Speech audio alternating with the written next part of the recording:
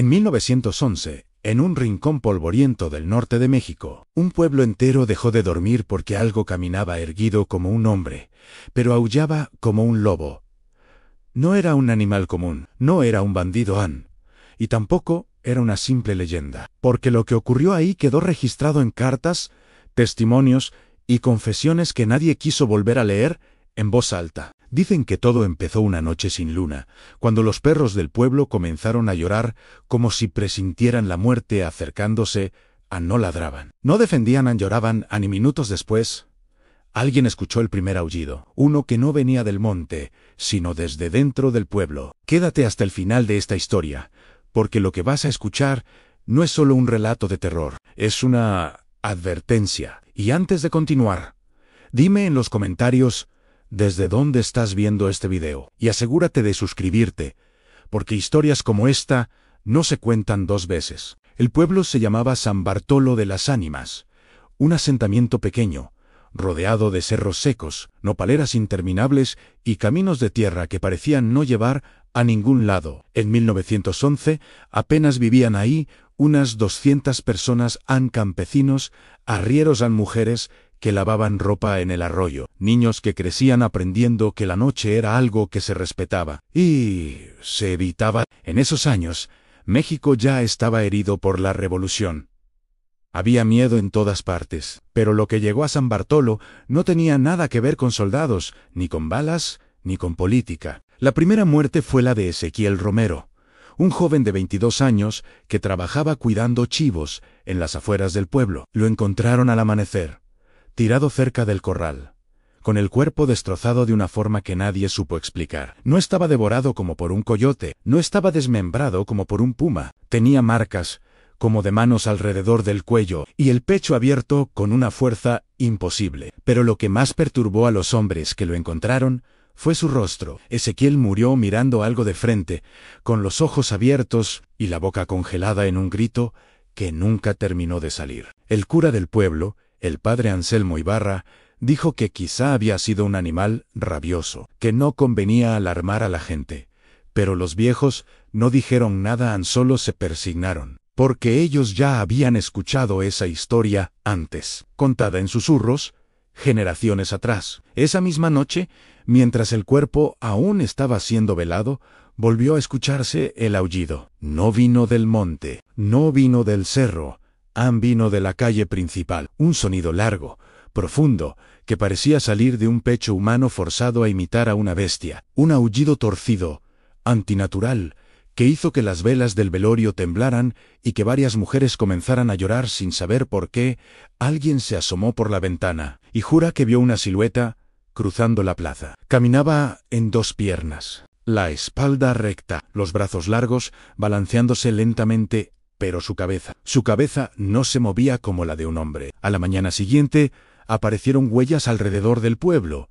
No eran de lobo, no eran de perro. Tenían forma alargada, con marcas profundas de garras, pero estaban colocadas como si la criatura caminara erguida. Ahí fue cuando el miedo empezó a instalarse de verdad. Los hombres decidieron organizar guardias nocturnas. Se reunieron 7 de ellos: Tomás el herrero, Leandro el arriero, Mateo Cruz, que había sido soldado, y otros 4 que no querían quedarse solos en sus casas. Llevaban rifles viejos, machetes y una confianza forzada que se les caía del rostro apenas el sol se ocultaba. El silencio de San Bartolo por la noche era pesado. No se oían grillos, no se oían aves, solo el crujir ocasional de la madera, y el viento arrastrando polvo como si algo se moviera sin ser visto.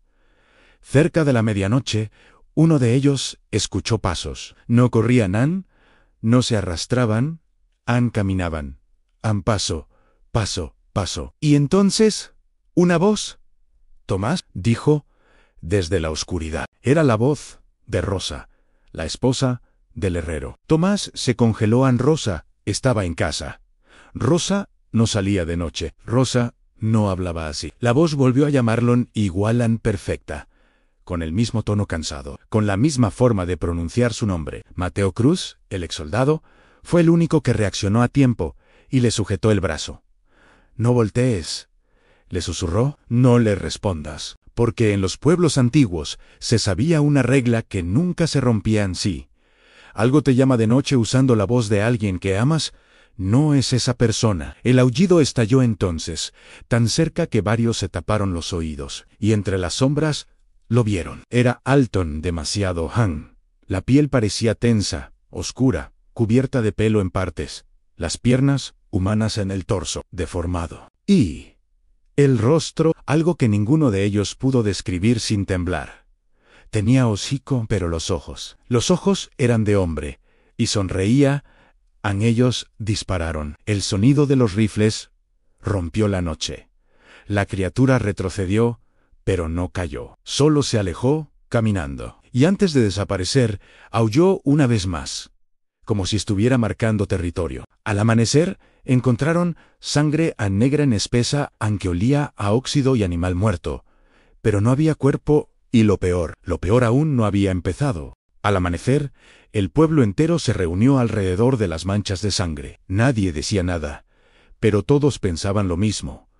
Eso no era sangre humana, tenía un color oscuro, casi negro, y cuando el sol la calentó, soltó un olor espeso, como a metal viejo y carne podrida. El padre Anselmo intentó bendecir el lugar, pero su mano temblaba. Las palabras latinas salían torcidas de su boca, como si ni él mismo creyera que eso fuera suficiente. Ese día nadie trabajó el campo. Las mujeres no fueron al arroyo. Los niños no salieron a jugar. San Bartolo se convirtió en un pueblo encerrado, con puertas atrancadas y ventanas cubiertas, esperando algo que nadie se atrevía a nombrar. Los viejos, los que casi nunca hablaban, comenzaron a reunirse aparte. Murmuraban historias que escucharon de sus abuelos. Relatos que siempre se contaban como advertencias, nunca como recuerdos reales. Hablaban del nahual, pero no como una leyenda bonita, sino como una maldición. Decían que no todos los nahuales eran brujos, que algunos eran hombres que habían roto pactos antiguos, otros castigados por jugar con fuerzas que no entendían, y los peores eran los que ya no recordaban que eran ni hombres, ni bestias. Esa misma tarde desapareció Luciano, un niño de 11 años. Su madre juró que solo fue por agua al pozo, a plena luz del día. Nadie escuchó gritos, nadie vio nada, solo encontraron el balde tirado y marcas profundas en la tierra, como si algo pesado se hubiera llevado al niño arrastrando. Ahí fue cuando el miedo se transformó en pánico. Los hombres volvieron a organizarse, esta vez con más arma. Mandaron a un muchacho a caballo al pueblo más cercano para pedir ayuda. Nunca regresó. Esa noche, el silencio fue todavía más pesado. Ni siquiera el viento se movía. Era como si el mundo entero estuviera conteniendo la respiración. Desde varias casas comenzaron a escuchar golpes suaves en las puertas. Toc, toc, toc. No eran golpes desesperados. Eran pacientes. Una mujer escuchó la voz de su hijo muerto, el mismo Ezequiel, pidiéndole que abriera. Un anciano oyó a su esposa fallecida años atrás, llorando afuera. Y en cada casa, la voz decía lo mismo. Tengo frío. Déjame entrar. Solo un momento. Algunos rezaron, otros se taparon los oídos. A nadie abrió, hasta que alguien lo hizo. Don Melquiades, un hombre solo, viejo y cansado, abrió su puerta convencido de que era su hermana quien lo llamaba. Los gritos despertaron a medio pueblo. Cuando entraron a su casa, encontraron el interior destrozado, muebles rotos, paredes arañadas, y, en el centro, el cuerpo de don Melquiades, partido casi en dos, como si algo hubiera descargado toda su furia sobre él. En el techo, sobre la viga principal, quedaron marcas de garras. A más de 2 metros de altura, esa madrugada, el padre Anselmo confesó algo que había callado por años. Dijo que, cuando llegó a San Bartolo, encontró documentos antiguos escondidos en la sacristía, cartas del siglo anterior, testimonios de otro brote de muertes, exactamente iguales. En 1854, mismos aullidos, mismas huellas, mismas voces falsas. El relato terminaba con una frase escrita con tinta corrida, como si la mano del autor hubiera estado temblando. No lo matamos. Solo lo encerramos, y algún día volverá a caminar entre nosotros. Esa noche entendieron algo terrible. A la criatura no estaba de paso. Había Despertado, Mateo Cruz propuso una idea que nadie quería escuchar. Había que casarlo, no espantarlo, no bendecirlo, no ignorarlo, casarlo. ¿Cómo se casa a algo que ya eligió al pueblo como su nido? Prepararon trampas en las afueras, colgaron carne, usaron animales muertos como señuelo, y se escondieron, esperando. Cerca de la medianoche, el aullido volvió a escucharse. Pero esta vez, no fue uno solo. Fueron varios, como si algo estuviera practicando distintas voces. Lo vieron acercarse a la trampa. Caminaba despacio, seguro, como si supiera exactamente dónde estaban. Cuando cayó en el hoyo, soltó un grito que no era de lobo, ni de hombre, sino algo intermedio, lleno de rabia y burla, y dispararon. Le prendieron, fuego rezaron, la criatura se retorció, envuelta en llamas, y por un momento creyeron que todo había terminado, hasta que del fuego salió una risa humana, y entonces una voz clara, burlona, dijo: ¿creyeron que era tan fácil? Las llamas se apagaron de golpe, y de la trampa no salió una bestia, salió una figura humana, desnuda, cubierta de quemaduras que se cerraban frente a sus ojos. Uno de los hombres reconoció el rostro. Era Esteban Salgado, un antiguo habitante del pueblo, desaparecido 20 años atrás. Antes de que pudieran reaccionar, el aullido volvió a surgir de su garganta, y su cuerpo empezó a deformarse otra vez. Cuando amaneció, Esteban, o lo que fuera, ya no estaba. Pero dejó algo atrás, una advertencia escrita con sangre en la tierra: todavía no he terminado, Y si crees que eso fue lo peor, espera. Después de aquella noche, nadie volvió a pronunciar el nombre de Esteban Salgado, como si decirlo en voz alta pudiera llamarlo otra vez. San Bartolo se convirtió en un pueblo enfermo, marchitándose desde adentro. Las miradas ya no se cruzaban. Nadie confiaba en nadie, porque una idea empezó a crecer como veneno en la cabeza de todos ansí. Esa cosa podía parecer humana. ¿Cómo saber quién no lo era? Los ataques cambiaron. Ya no eran solo de noche. Una mujer fue encontrada muerta a plena mañana, dentro de la capilla, con el confesionario destrozado y símbolos marcados en las paredes con sangre seca. No había huellas de entrada forzada. El padre Anselmo no pudo explicar cómo alguien había entrado sin que nadie lo viera. Los animales comenzaron a nacer deformes. Chivos con ojos humanos. Perros que aullaban mirando al cielo, como rezando. El arroyo se volvió espeso, oscuro, y nadie volvió a beber de él. Mateo Cruz empezó a atar cabos. Recordó algo que Esteban había dicho antes de desaparecer 20 años atrás, que escuchaba voces en el monte, que algo le hablaba, que le prometía fuerza, protección, venganza. Nadie le creyó.